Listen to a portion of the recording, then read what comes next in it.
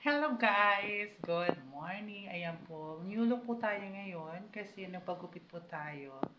Pinagpagupit lang po natin kasi di ba mahaba na tapos medyo dry na and then naging manipis na kasi nag-hair fall yung ating buhok. Ayan, so kitang-kita na po ang ating airport.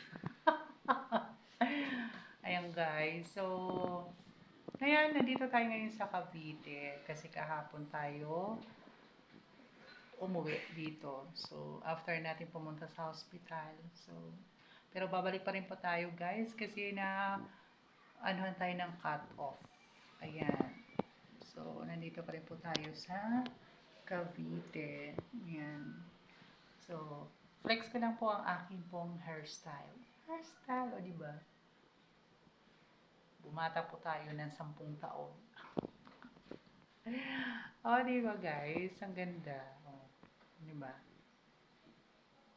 Huwag kayong mag-alala guys, hindi po yan dumi.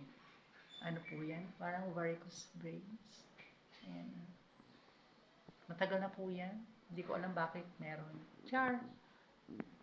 O, di ba guys? Oh. So, thank you guys.